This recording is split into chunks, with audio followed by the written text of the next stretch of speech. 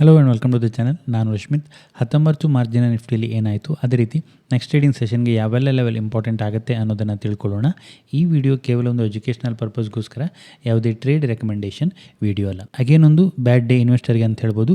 ಒಂದು big gap down ಮುಖಾಂತರ open ಆಗಿ ಒಂದು ಬಿಗ್ ನೆಗೆಟಿವ್ ಕ್ಯಾಂಡಲನ್ನು ಮಾಡಿಕೊಂಡು ಕ್ಲೋಸಿಂಗನ್ನು ಕೊಡ್ತು ಅಂತ ಹೇಳ್ಬೋದು, ಅಥವಾ ನೆಗೆಟಿವ್ ಡೇ ಆಯಿತು ಅಂತ ಹೇಳ್ಬೋದು. ನಿಫ್ಟಿ ಗ್ಯಾಪ್ ಡೌನಲ್ಲಿ ಓಪನ್ ಆಗುತ್ತೆ. ಆಲ್ಮೋಸ್ಟ್ 2% ಗ್ಯಾಪ್ ಡೌನಲ್ಲಿ ಓಪನ್ ಆಗುತ್ತೆ. ಓಪನ್ ಆಗಿ ಒಂದು ಅಪ್ಪವನ್ನು ಕೊಡುವಂಥ ಪ್ರಯತ್ನವನ್ನು ಮಾಡುತ್ತೆ. ಅಗೇನ್ ಡೌನ್ ಬರುತ್ತೆ. 23,200 ಲೆವೆಲ್ ಹತ್ರ ಒಂದು ಸಪೋರ್ಟನ್ನು ಪಡ್ಕೊಳ್ಳುವಂಥ ಪ್ರಯತ್ನವನ್ನು ಮಾಡುತ್ತೆ. ಅಗೇನ್ ಆ ಲೆವೆಲನ್ನು ಬ್ರೇಕ್ ಮಾಡುತ್ತೆ. ನೆಕ್ಸ್ಟ್ ಕಂಟಿನ್ಯೂಸ್ ಆಗಿ ಡೌನ್ ಬರುತ್ತೆ. 23,000 ಲೆವೆಲನ್ನು ಕೂಡ ಬ್ರೇಕ್ ಮಾಡುತ್ತೆ. 22,930 ಲೆವೆಲ್ ಹತ್ರನೂ ರೀಚ್ ಆಗುತ್ತೆ. ಅಲ್ಲಿಂದ ಸ್ವಲ್ಪ ರಿಕವರಿಯನ್ನು ಮಾಡಿಕೊಂಡು 23,000 ಲೆವೆಲ್ಗಿಂತ ಮೇಲೆ ಬಂದು ಕ್ಲೋಸಿಂಗನ್ನು ಕೊಡ್ತು. ಓಪನ್ ಆಗುವಾಗಲೇ ಒಂದು big gap down, again gap down ಆದ ನಂತರ ಕೂಡ ಸೆಲಪ್ಪನ್ನು ಕಂಟಿನ್ಯೂ ಮಾಡುತ್ತೆ. ಹಾಗಿದ್ರೆ ನೆಕ್ಸ್ಟ್ ಟ್ರೇಡಿಂಗ್ ಸೆಷನ್ಗೆ ಯಾವೆಲ್ಲ ಲೆವೆಲ್ ಇಂಪಾರ್ಟೆಂಟ್ ಆಗುತ್ತೆ ಅಂತ ನಾವು ನೋಡಿದ್ರೆ, ಇವತ್ತು ಅಡ್ವಾನ್ಸ್ ಡಿಕ್ಲೈನ್ ರೇಷಿಯೋವನ್ನು ನೋಡಿದ್ರೆ ನಿಫ್ಟಿ 50ಲಿ ಕೇವಲ ಒಂದು ಸ್ಟಾಕ್ ಪಾಸಿಟಿವಲ್ಲಿತ್ತು, 49 ಸ್ಟಾಕ್ಗಳು ನೆಗೆಟಿವಲ್ಲಿದ್ದು. ಸೊ ಆಲ್ಮೋಸ್ಟ್ ಎಲ್ಲ ಸ್ಟಾಕ್ಗಳು ನೆಗೆಟಿವಲ್ಲೇ ಕ್ಲೋಸಿಂಗನ್ನು ಕೊಟ್ಟು ಅಂತ ಹೇಳ್ಬೋದು. ಒಂದು ಬಿಗ್ ಬೇರಿಶ್ ಡೇ ಆಗಿ ಕ್ಲೋಸಿಂಗನ್ನು ಕೊಡ್ತು. ಅದೇ ರೀತಿ ನಿಫ್ಟಿ 500ಅಲ್ಲಿ 21 ಸ್ಟಾಕ್ಗಳು ಮಾತ್ರ ಪಾಸಿಟಿವಲ್ಲಿದ್ದರೆ 477 ಸ್ಟಾಕ್ಗಳು ನೆಗೆಟಿವಲ್ಲಿ ಕ್ಲೋಸಿಂಗನ್ನು ಕೊಟ್ಟು. ಹಾಗೆ ಯಾವೆಲ್ಲ ಸೆಕ್ಟರ್ಗಳು ಯಾವ ರೀತಿ ಮೂವನ್ನು ಕೊಟ್ಟು ಅಂತ ನೋಡೋದ್ರೆ, ನಿಫ್ಟಿ ಆಟೋ 4.25% ಡೌನ್ ಮೂವನ್ನು ಕೊಟ್ಕೊಂಡು ಕ್ಲೋಸಿಂಗನ್ನು ಕೊಡ್ತು. Realty 3.8%, financial service 3.7%, private bank 3.4%, bank 3.3%, IT 3.3%, ಹಾಗೆ metal 3.2%, media 2.98%, almost 3%, PSU bank 2.9%, FMCG 2.5%, health care 2.4%, Nifty pharma 2.35% down ಮೂವನ್ನು ಕೊಟ್ಕೊಂಡು ಕ್ಲೋಸಿಂಗನ್ನು ಕೊಡ್ತು. ಸೊ ಎಲ್ಲ ಸೆಕ್ಟರ್ಗಳೊಂದು ಸ್ಟ್ರಾಂಗ್ ಬೇರಿಶ್ ಮೂವನ್ನು ಕೊಟ್ಕೊಂಡೆ ಕ್ಲೋಸಿಂಗನ್ನು ಕೊಟ್ಟು ಅಂತ ಹೇಳ್ಬೋದು. ಅದೇ ರೀತಿ ಕ್ರೂಡ್ ಆಯಿಲ್ ಕಡೆ ಗಮನವನ್ನು ಕೊಡೋದರೆ, ಕ್ರೂಡ್ ಆಯಿಲ್ ಫ್ಲ್ಯಾಟಲ್ಲೇ ಟ್ರೇಡ್ ಆಗ್ತಿದೆ ಅಂತ ಹೇಳ್ಬೋದು. ಆ್ಯಸ್ ಆಫ್ ನೋ ಕಳೆದ ಒಂದೆರಡು ದಿನದಲ್ಲಿ ಫ್ಲ್ಯಾಟಲ್ಲೇ ಟ್ರೇಡ್ ಆಗ್ತಿದೆ. 96.6 ಕರೆಂಟ್ಲಿ ಇರುವಂಥದ್ದು. ಆ್ಯಸ್ ಆಫ್ ನೋ ಯಾವುದೇ ಸ್ಟ್ರಾಂಗ್ ಆದ ಅಪ್ಸೈಡ್ ಮೊಮೆಂಟಮ್ ತೋರ್ತಾರೆ. ಕಳೆದ 2-3 ದಿನದಿಂದ ಫ್ಲ್ಯಾಟಲ್ಲೇ ಟ್ರೇಡ್ ಆಗ್ತದೆ. ಬಟ್ ಮಾರ್ಕೆಟಲ್ಲಿ ಒಂದು ಸ್ಟ್ರಾಂಗ್ ಆದ ಡೌನ್ ನಾವು ನೋಡ್ತಾ ಇದ್ದೀವಿ. ನಾಳೆಗೆ ಯಾವ ಲೆವೆಲ್ ಇಂಪಾರ್ಟೆಂಟ್ ಆಗುತ್ತೆ ಅಂತ ನೋಡಿದ್ರೆ, ಸೊ ಇವತ್ತೊಂದು ಬಿಗ್ ಗ್ಯಾಪ್ ಡೌನ್ ಓಪನ್ ಆಗಿದೆ. ನಾವು ಡೆಲಿ ಚಾರ್ಟನ್ನು ಅಬ್ಸರ್ವ್ ಮಾಡಿದ್ರೆ, ಈ ಹಿಂದೆ ಏನೊಂದು ಲೋವನ್ನು ಕ್ರಿಯೇಟ್ ಮಾಡುತ್ತೆ, ಗ್ಯಾಪ್ ಡೌನ್ ಓಪನ್ ಆದರೆ ಅಂತ ಒಂದು ಲೋವನ್ನು ಕ್ರಿಯೇಟ್ ಮಾಡುತ್ತೆ. 22,960 ಲೆವೆಲ್ ಹತ್ರ ಬರುತ್ತೆ. 22,000 ಲೆವೆಲ್ಗಿಂತ 23,000 ಲೆವೆಲ್ಗಿಂತ ಮೇಲೆ ಕ್ಲೋಸ್ ಆಗುತ್ತೆ.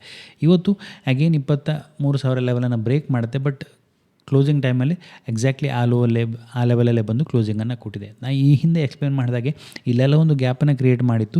ಮೇ ಬಿ ಆ ಗ್ಯಾಪನ್ನು ಫಿಲ್ ಮಾಡುವಂಥ ಪ್ರಯತ್ನವನ್ನು ಕೂಡ ಮಾಡ್ಬೋದು. ಸೊ ಇಮಿಡಿಯೇಟ್ಲಿ ನಾಳೆಗೆ ಇನ್ ಕೇಸ್ ಏನಾದರೂ ಫ್ಲ್ಯಾಟ್ ಓಪನ್ ಆಯಿತು ಅಂತ ಹೇಳಿದ್ರೆ, ಇವತ್ತಿನಲ್ಲೂ ಇಂಪಾರ್ಟೆಂಟ್ ಆಗುತ್ತೆ. 22,930 ಲೆವೆಲ್ ಇಂಪಾರ್ಟೆಂಟ್ ಆಗುತ್ತೆ. ಆ ಲೆವೆಲ್ಗಿಂತ ಕೆಳಗಡೆನೇ ಹೋಗ್ತಾ ಇತ್ತು ಅಂತೇಳಿದ್ರೆ ಅಗೇನ್ ತನ್ನ ಡೌನ್ ಮೂವ್ ಅನ್ನೋದು ಕಂಟಿನ್ಯೂ ಮಾಡುತ್ತೆ. ಇಲ್ಲಿ ನಾವು ನೋಡ್ಬೋದು, ಈ ಹಿಂದೆ ಏಪ್ರಿಲ್ 11ನೇ ದಿನ ಒಂದು ಹೈಯನ್ನು ಏನು ಕ್ರಿಯೇಟ್ ಮಾಡಿತ್ತು, ಎಕ್ಸಾಕ್ಟ್ಲಿ ಆ ಹೈಯಲ್ಲಿ ಇವತ್ತು ಒಂದು ಸಪೋರ್ಟನ್ನು ಪಡ್ಕೊಳ್ಳುವಂಥ ಪ್ರಯತ್ನವನ್ನು ಮಾಡುತ್ತೆ. ಸೊ ಹಾಗಾಗಿ ಇನ್ ಕೇಸ್ ಫ್ಲ್ಯಾಟ್ ಓಪನ್ ಆಗಿ ಡೌನ್ ಬಂದು ಇವತ್ತಿನ ಲೋಕಿಂತ ಕೆಳಗಡೆನೇ ಸಸ್ಟೇನ್ ಆಗ್ತಾ ಇತ್ತು ಅಂತೇಳಿ ಅಗೇನ್ ನೆಗೆಟಿವ್ ಆಗುತ್ತೆ ನಾಳೆ ಟ್ರೇಡಿಂಗ್ ಸೆಷನ್. ಇನ್ ಕೇಸ್ ಅನ್ನೋದು ಗ್ಯಾಪ್ ಡೌನ್ ಓಪನ್ ಆಯಿತು ಅಂತೇಳಿ ಆಗ ಮತ್ತೆ ನೋಡಬೇಕಾಗುತ್ತೆ ಇಂಟ್ರಾಡೇಲಿ ಯಾವ ರೀತಿ ಬಿಹೇವ್ ಮಾಡುತ್ತೆ ಅಂತ.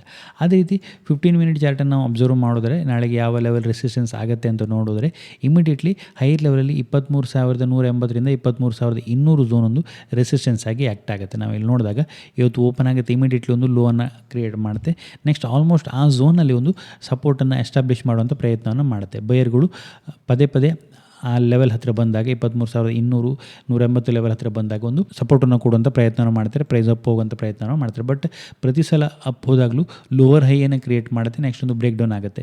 ಸೊ ಬ್ರೇಕ್ ಡೌನ್ ಆಗಿ ಒಂದು ಶಾರ್ಪ್ ಡೌನ್ ಮೂವನ್ನು ಕೊಟ್ಟಿದೆ. ಸೊ ಹಾಗಾಗಿ ಇನ್ ಕೇಸ್ ನಾಳೆ ಏನಾದರೂ ಫ್ಲ್ಯಾಟ್ ಓಪನ್ ಆಗಿ ಒಂದು ಅಪ್ಪನ್ನು ಕೊಟ್ಕೊಂಡು 23,180, 200 ಲೆವೆಲ್ಗಿಂತ ಮೇಲೆ ಸಸ್ಟೇನ್ ಆಗ್ತಾ ಇತ್ತು ಅಂತ ಹೇಳಿದರೆ ಆಗ ಒಂದಷ್ಟು ಅಪ್ಪವನ್ನು ನಾವು ನೋಡುವಂಥ ಸಾಧ್ಯತೆ ಇದೆ. 23,350, 360 ಲೆವೆಲ್ ನಮ್ಮ ನೆಕ್ಸ್ಟ್ ಝೋನ್ ಆಗುತ್ತೆ ಅಂತ ಹೇಳ್ಬೋದು. ಹೈಯರ್ ಲೆವೆಲಲ್ಲಿ ಈ ಇವತ್ತಿನ ಹೈಯನ್ನು ಟಚ್ ಮಾಡುವಂಥ ಪ್ರಯತ್ನವನ್ನು ಮಾಡುತ್ತೆ. ಅದಕ್ಕಿಂತ ಮೇಲೆ ಸಸ್ಟೇನ್ ಆಯಿತು ಅಂತೇಳಿ 23,500 ನಮ್ಮ ನೆಕ್ಸ್ಟ್ ರೆಸಿಸ್ಟೆನ್ಸ್ ಲೆವೆಲ್ ಆಗುತ್ತೆ. So as of now clear ಆದ ಒಂದು ಬೇರಿಶ್ ಇದೆ. ಇಲ್ಲಿ ನಾವು ನೋಡಿದಾಗ ಈ ಹಿಂದೊಂದು ಸಪೋರ್ಟ್ ಪಡ್ಕೊಂಡು ಅಪ್ ಮೂವನ್ನು ಕೊಡೋದು ಪ್ರಯತ್ನ ಮಾಡುತ್ತೆ. ಅಗೇನ್ ಒಂದು ಡೌನ್ ಮೂವನ್ನು ಕೊಟ್ಟಿದೆ. ಸೊ ಹಾಗಾಗಿ ಇನ್ ಕೇಸ್ ಈ ಲೋ ಬ್ರೇಕ್ ಆಯಿತು ಅಂತೇಳಿ ತನ್ನ ಲೋ ಸ್ಟ್ರಕ್ಚರ್ ಅದು ಕಂಟಿನ್ಯೂ ಆಗುತ್ತೆ ಅಂತ ಹೇಳ್ಬೋದು. ಸೊ ಹಾಗಾಗಿ ನಾಳೆಯಲ್ಲೂ ಇಂಪಾರ್ಟೆಂಟ್ ಆಗುತ್ತೆ. ಆ ಝೋನ್ಗಿಂತ ಕೆಳಗಡೆ ಸಸ್ಟೇನ್ ಆಗ್ತಾ ಇತ್ತು ಅಂತೇಳಿದ್ರೆ ನೆಗೆಟಿವ್ ಆಗುತ್ತೆ. So as of now open ಇಂಟ್ರೆಸ್ಟನ್ನು ನೋಡಿದ್ರೆ 23,000 ಹೈಯೆಸ್ಟ್ ಪುಟ್ಟಲ್ಲಿ ರೇಟಿಂಗ್ ಇರುವಂಥದ್ದು. ಸೊ ಆ ಲೆವೆಲ್ಗಿಂತ ಕೆಳಗಡೆ ಸಸ್ಟೇನ್ ಆಗ್ತಾ ಇತ್ತು ಅಂತೇಳಿ ಅದರಲ್ಲಿ ಕೂಡ ಕವರಿಂಗ್ ಬರುತ್ತೆ. ಹೈಯರ್ ಲೆವೆಲ್ಲಿ ಕಾಲಲ್ಲಿ 23,000 ಆಗಿ 23,300 ಒಂದಷ್ಟು ಕಾಲಲ್ಲಿ ರೈಟಿಂಗ್ ಇದೆ. 23,200 ಲೆವೆಲ್ಗಿಂತ ಮೇಲೆ ಸಸ್ಟೇನ್ ಆಗ್ತಾ ಇತ್ತು ಅಂತೇಳಿದ್ರೆ ಒಂದಷ್ಟು ಪಾಸಿಟಿವ್ ಮೂವನ್ನು ಕೊಡುವಂಥ ಪ್ರಯತ್ನವನ್ನು ಮಾಡ್ಬೋದು. ಹಾಗೆ ಸೆನ್ಸೆಕ್ಸ್ ಚಾರ್ಟನ್ನು ಅಬ್ಸರ್ವ್ ಮಾಡಿದರೆ, ಸೆನ್ಸೆಕ್ಸಲ್ಲಿ ಇವತ್ತು ಎಕ್ಸ್ಪೈರ್ ಇತ್ತು. ಸೆನ್ಸೆಕ್ಸಲ್ಲಿಯೂ ಸಿಮಿಲರ್ ರೀತಿ ಒಂದು ಪ್ಯಾಟರ್ನೇ ಕ್ರಿಯೇಟ್ ಆಯಿತು ಅಂತ ಹೇಳ್ಬೋದು.